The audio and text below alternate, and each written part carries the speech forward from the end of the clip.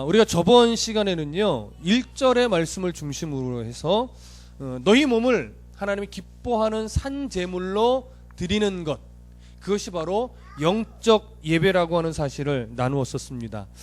우리가 우리 몸을 하나님이 기뻐하는 거룩한 산 제물로 드릴 때 그 제물이 되는 그 중심이 나에게 있지 않고 하나님에게 있다는 사실을 우리는 볼 수 있습니다.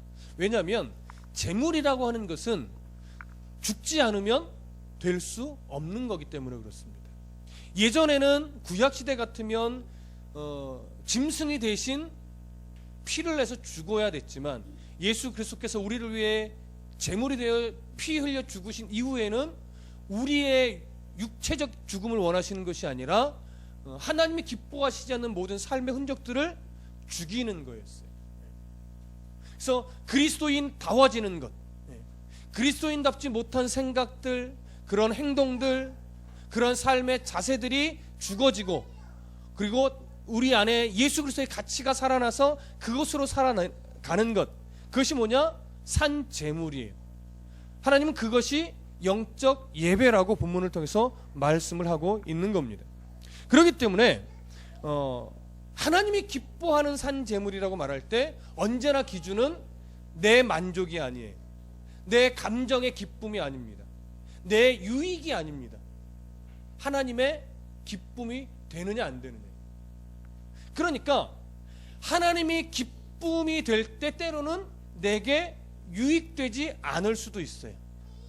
하나님이 기뻐하시는 일인데 따지고 보면 내 감정이 썩 좋지 않을 때도 있어요. 나는 힘들고 죽을 것 같은데 하나님은 기뻐하실 만한 삶이 될 수도 있다라고 하는 겁니다. 그러니까 내가 기뻐야만, 내가 행복해야만, 내게 유익이 돼야만 하나님의 거룩한 산제물이 되는 것이 아니라 산제물이 되기 위해 나의 자존심을 죽이고 내 욕심을 죽이고 하나님이 기뻐하시지 않을 만한 것들을 분별하여 죽여나갈 때 때로는 고통 중에 하나님의 기뻐하신 제물이 될 수도 있다라고 하는 거예요. 자존심 죽이고 자존심이 너무 상하지만 그래도 하나님이 기뻐하는 산 제물이 될 수도 있다라고 하는 것이죠. 여러분, 바울이 지금 이러한 말씀을 로마 교회 성도들에게 하고 있는 이유는 뭘까요? 그들이 예배가 없어서, 기도가 없어서, 성도 간의 교제가 없어서 그것이 아닌 것을 아실 겁니다. 그것이 있지만 그들 안에는 자꾸 어떤 삶의 그 자세들이 자꾸 튀어나오냐면, 이렇게 사는 게 다야? 내 예배도 드리고 있고 기도도 하고는 있지만 삶이 너무 힘들어. 좀 타협하면 안 될까? 이런 것들. 아니면 이렇게까지 꼭 해야 되나? 뭐 이런 생각들이 있을 수 있겠지. 그러나 그 신앙을 지켜내고 고통 가운데 예배하며 주님을 바라보고 있는 그 모습, 그거 자체가 바울은 뭐라는 거예요? 너희들이 영적 예배를 지금 드리고 있는 거라는 거지. 그런 똑같은 얘기를 오늘 우리에게 지금 하고 있는 겁니다. 근데 우리의 문제점은 뭡니까? 예배도 있고 기도도 있고 찬송도 있고 또는 성경도 읽고 때로는 봉사도 하고 여전히 성도 간의 교제도 있는데 여전히 우리들의 삶의 중심에는 하나님의 기준이 되지 않고 누가 기준이 되고 있어요? 내가 기준이 되고 있다라고 하는 거죠.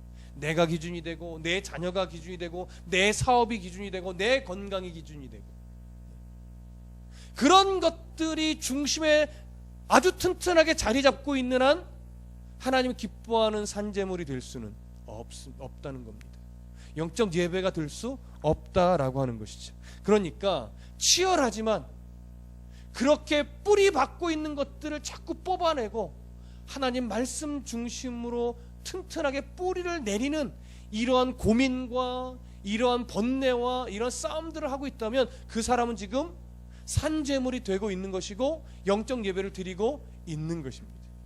그것이 오늘 본문의 중심적인 내용인데요. 이 2절로 넘어가면서 바울은 그렇다면 더 넓은 시각으로 영적 예배라는 것은 무엇이냐, 이 부분에 대해서 오늘 피력을 하는데 2절 다 같이 한번 읽어볼까요? 2절 시작.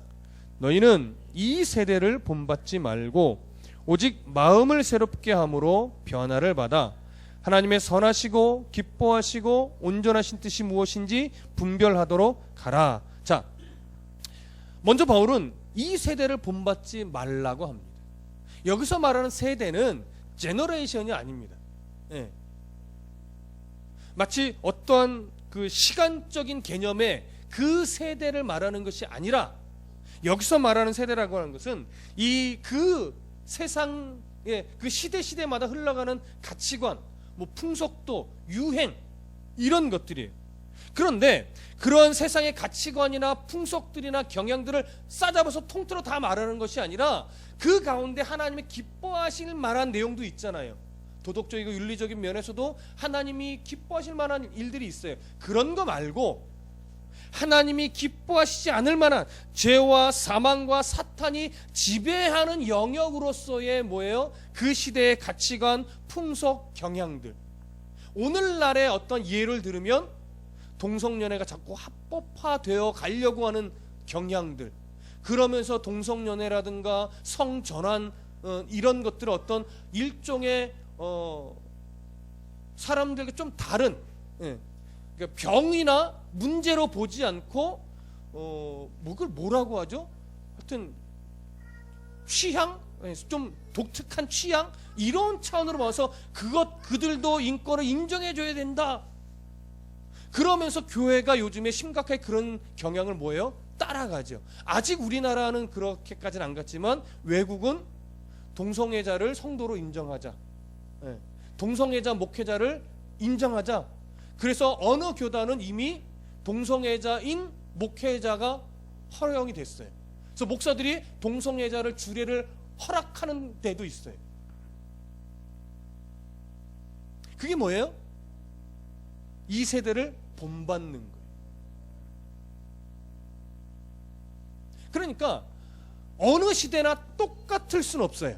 그렇죠? 그러나 어느 시대나 교묘하게 기독교적인 가치관으로 파고 들어오면서 하나님이 기뻐하시지 않는 가치관들은 계속 있었다라고 하는 거죠. 그런 것들을 뭐예요? 찾고 분별하여 끊어내야 되는 거예요. 그게 뭐냐? 이 세대를 본받지 않는 겁니다. 인류는요, 이걸 잘 알아야 돼요. 인류는 본래 착하지 않아요. 어느 때만 착했느냐? 아담과 하와가 처음 창조되었을 때만 착했어요. 아담의 범죄 이후로 사람은 자유의지가, 선을 선택할 수 있는 자유의지가 오염됐어요. 그래서 뭐만 남았느냐? 노예의지만 남았어요.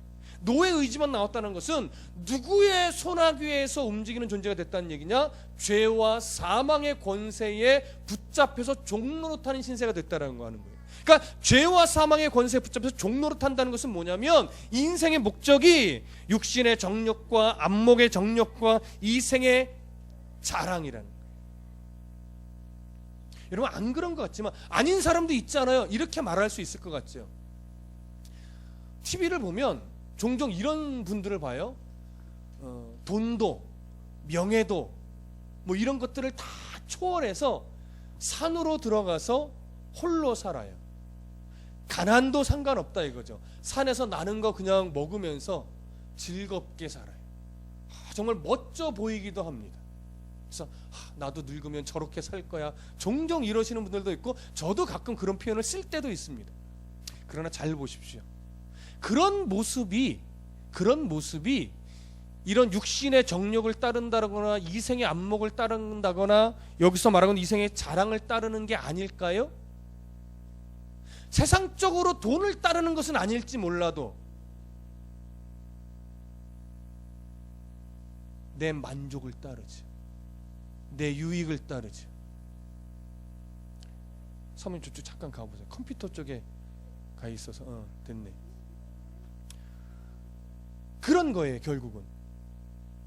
그러니까 그것도 따지고 들어가면 자기의 만족을 위해서 들어간 거란 말이에요. 그러니까 아무리 희생하는 사람이나 정말로 소외된 자를 위해서 산다 할지라도 결국 들어가면 그것이 자기 기준이고 자기 만족이고 자기 기쁨을 찾아서 가는 거예요. 그러니까 우리는 정말로 하나님의 은혜 없이는 전적으로 선한 존재로 살아갈 수 있는 자가 아닙니다. 왜? 우리의 선은 오염된 선이기 때문에.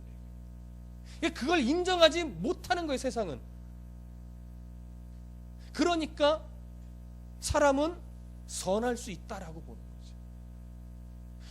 세상을 떠나면, 속세를 떠나면 나는 선하게 살 수 있다라고 말하지만 실제로 선하게 살 수 있는 존재는 없습니다. 우리는 누구나 다 죄의 종로를 팔 수밖에 없는 자인데, 하나님께서는 그런 우리를 그 사단의 죄와 사망 권세의 그 속에서 건져내기 위해서 예수 그리스도를 대신 십자가에 못 박혀 죽게 하신 겁니다. 그래서 우리를 의와 생명이 지배하는 자리로 옮겨 주신 거예요. 그렇기 때문에 바울이 이러한 사실이 있기 때문에 담대하게 뭐라고 말하느냐? 이 세대를 본받지 말라라고 말하는 거예요. 예수 그리스도 이 사건이 없으면 이 세대를 본받지 말라라고 말할 수 없어요. 왜? 우리에게 그럴 힘이 없기 때문에, 그럴 수 있는 존재가 아니기 때문에. 그러나 우리의 위치를, 존재를 바꿔놓으셨기 때문에 바울은 담대하게 이 세대를 본받지 말라라고 말합니다. 그런데 잘 보면, 헬라어로 보면 이 세대를 본받지 말라가요, 우리한테 능동적으로 본받지 말라라는 얘기가 아니라 수동태예요. 본받게 되지 말라, 이런 의미. 이 얘기는 뭡니까? 왜 본받게 되지 말라라는 이런 수동적 의미로 썼을까요?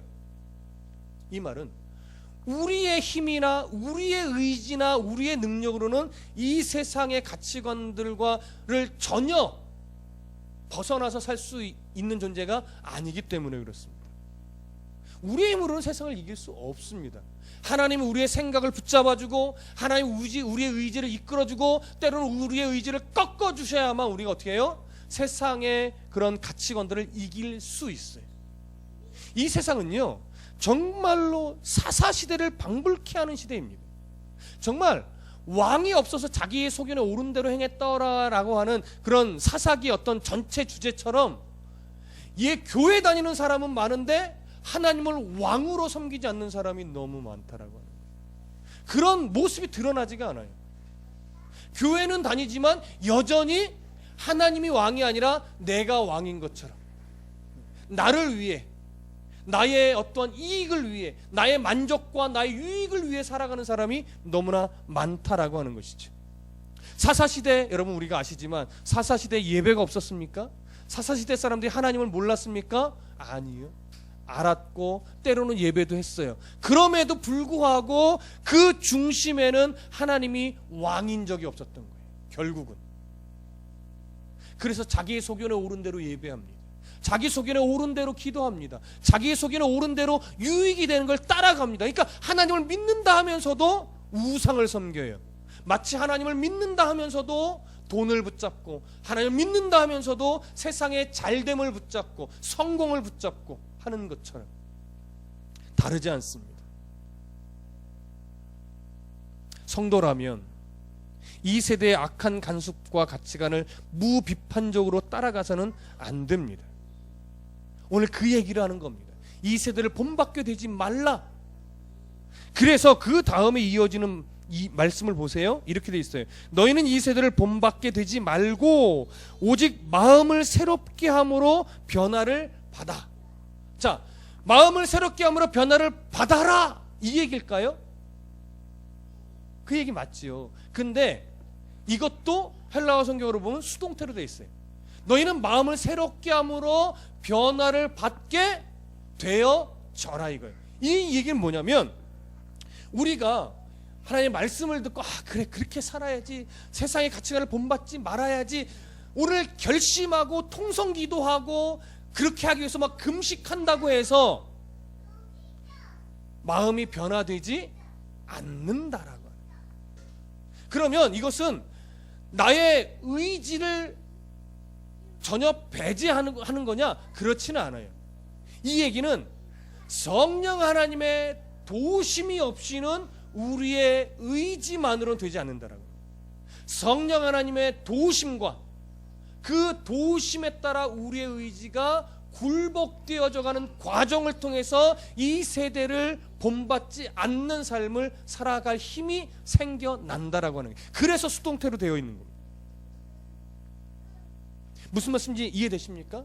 근데 이게 한 번 그렇게 됐다고 또 내일, 오늘 이렇게 이 싸움에서 승리했다고 내일도 승리하라는 법이 없어요. 그래서 성경은요 아주 놀라워요. 변화를 받게 되라는 말에요 계속적이고 반복적인 용법을 쓰고 있어요. 그러니까 너희는 마음을 새롭게 함으로 계속하여 변화를 받게 되어져라 이거죠. 그러니까 마음을 새롭게 한다는 것은 결국 뭡니까? 성령 하나님의 사역과 내가 늘 유기적으로 묶여 있어야 된다는 거예요. 성령 하나님의 사역과 늘 유기적으로 내 삶이 묶여 있으려면 어떻게 돼요? 날마다 성령 하나님을 생각해야죠. 어떻게 하면 생각할 수 있어요?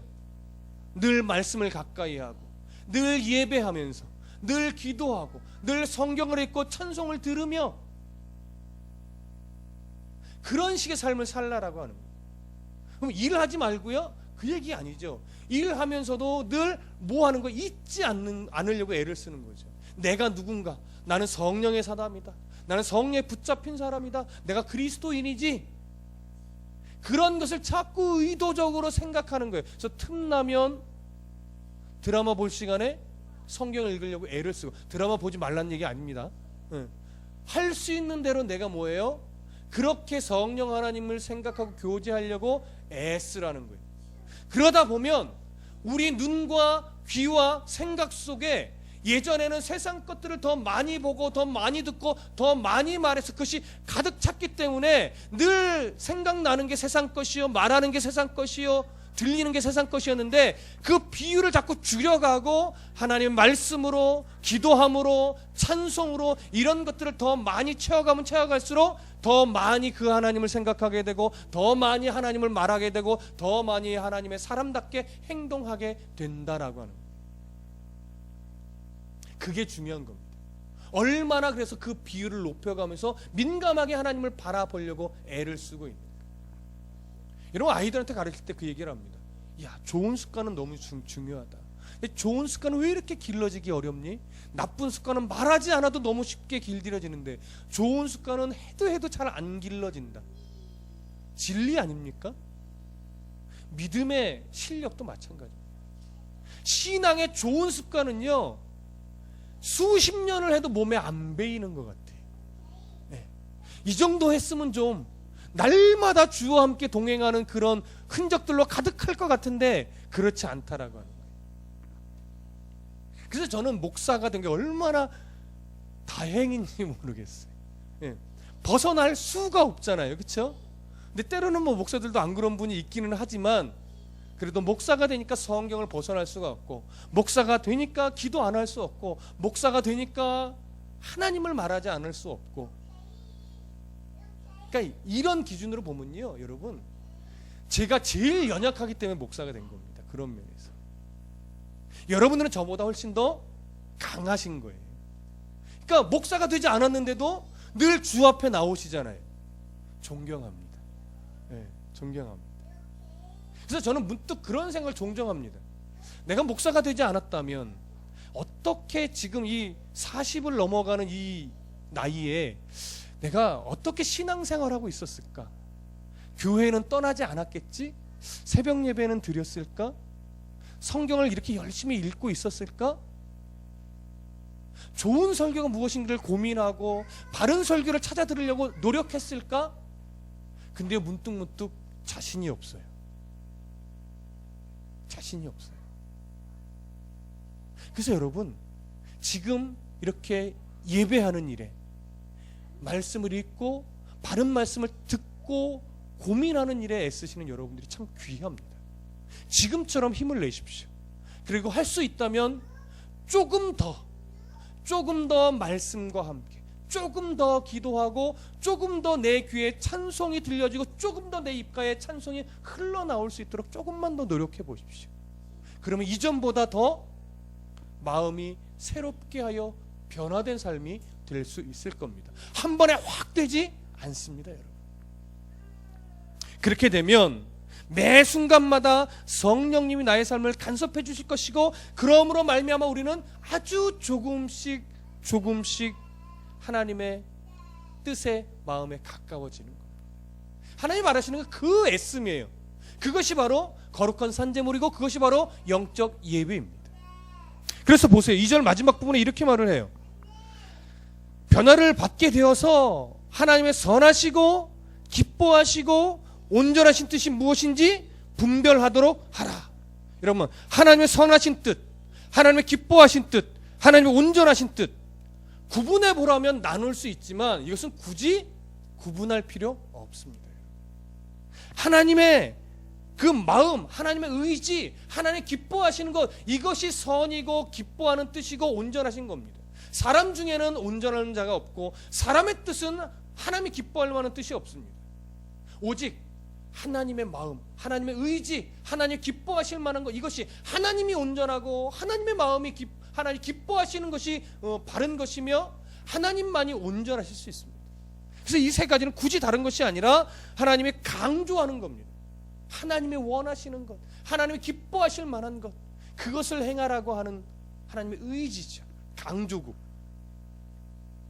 여러분, 이러한 하나님의 성품을 닮아가야 되고 이렇게 하나님이 용납할 수 있는 기뻐할 하는 일을 해야 되고 그 하나님의 온전하신 뜻을 우리는 늘 찾아가야 하는데, 오늘 맨 마지막에 분별하도록 하라 이렇게 말을 합니다. 이 부분은 물론 어느 것이 하나님의 올바른 뜻일까 고민하고 판단하여 선택하는 개념으로 봐도 큰 문제는 없습니다. 근데 헬라어 성경으로 보면요, 이 분별하라고 하는 이 단어에 중요한 뜻이 하나 더 있는데 그것이 뭐냐면 입증하라예요. 무엇으로 입증하라. 저는 이 뜻이 더 옳은 것 같습니다. 그러면 무엇을 입증합니까? 하나님의 선하시고 기뻐하시고 온전하신 뜻을 우리는 입증해야 돼요. 무엇으로? 산제물이 되는 삶을 통해서, 영적 예배라고 하는 그런 삶을 통해서 하나님의 선하시고 기뻐하시고 온전하신 뜻을 입증하는 삶을 살아내라는 거예요. 다른 것 같지만 사실은 다 똑같은 얘기예요. 산제물이 된다면 그 산제물이 되는 삶 속에 우리는 하나님의 기뻐하신 뜻을 드러내게 됩니다. 우리의 삶이 그런 영적 예배가 되면 그것이 바로 우리의 하나님의 온전한 뜻이 내 삶 속에 드러나고 보여지고 들려지는 역할을 하는 거예요.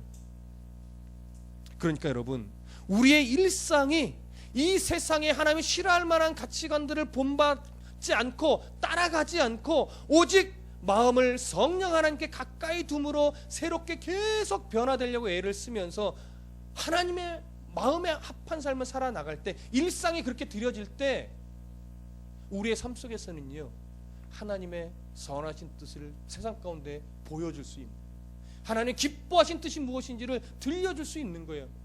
하나님의 온전하신 것을 우리는 나타낼 수 있는 거죠. 이것이 바로 영적 예배이며 이것이 바로 산제물이 되는 것이며 이것이 바로 분별하는 겁니다. 세상 가운데 보여주는 거죠.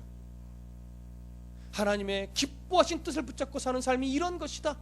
하나님의 선하신 뜻을 붙잡고 살아가는 것은 이런 것이다. 하나님의 온전하신 뜻을 붙잡고 살아가는 것은 이런 것이다. 그러니 어찌 여러분 그리스도인의 삶이 쉬울 수 있겠습니까?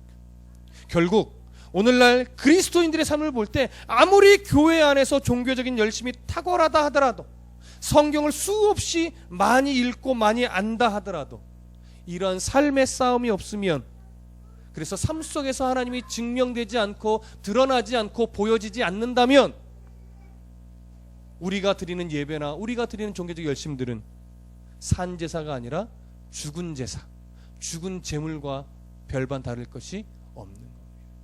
비록 교회에서 봉사는 거의 못한다 할지라도, 비록 주일에 예배 한 번밖에 못 드리는 형편이라 할지라도, 비록 하나님 앞에 헌금도 제대로 할 수 없는 경제적으로 열악한 상황에 놓여 있다 할지라도, 무엇 하나 제대로 할 수 없을 만큼의 건강이 없다 할지라도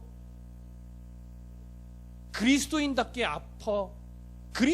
아프다면, 그리스도인답게 삶을 살아가고 있다면, 그래서 예수 믿는 사람 뭔가 다르구나 하는 것을 조금이라도 보여주며 나타내주며 살아가고 있다면 그 사람은 지금 산 제물이 되어서 살아있는 제사를 영적 예배로 하나님께 드리고 있는 그런 성도인 것입니다.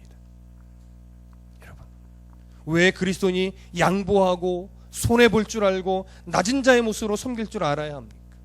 기독교가 도덕적인 종교라서요? 그렇지 않습니다. 이런 삶을 살아야만 거기서 하나님의 선하심이 증명되기 때문입니다. 내 힘으로 이렇게 살 수 없다는 거 계속 말씀드렸습니다. 성령이 나의 마음을 말씀으로 기도 가운데 예배 가운데 주장하실 때 내 의지를 계속 굴복시키는 싸움을 해주시면 우리는 모두 이런 삶을 살아갈 수 있습니다. 그렇기 때문에 성령이 간섭하실 때 성경을 읽고 때로는 설교를 듣고 때로는 찬송을 듣고 그럴 때 하나님 우리 마음에 간섭해 주신다고요. 그래서 우리는 이렇게 말씀을 늘 가까이 하면 할수록요 사실은 알아요. 어떻게 말해야 될지 어떻게 행동해야 될지 알아요. 근데 싫은 거예요. 화나서 싫기도 하고 자존심 상해서 싫기도 하고 그냥 싫기도 하고 그래요. 알아요. 근데 안 되는 거죠. 그때 어떻게 돼요? 우리의 실력이 키워지면 키워질수록 하기 싫지만 할 수 있게 돼요. 자존심 상해서 싫은데 할 수 있게 돼요. 열받고 화나서 싫은데 할 수 있게 돼. 예전에는 못했는데 이제는 할 수 있게 되는 거지. 그럴 때 그렇게 하나 둘씩 하기 싫었던 것, 할 수 없었던 것이 되어져 갈 때 그때 하나님의 선하시고 기뻐하시고 온전하신 뜻이 세상 가운데 증명되어지는 것입니다. 이런 삶을 살아내는 성도가 되십시다. 기도하겠습니다.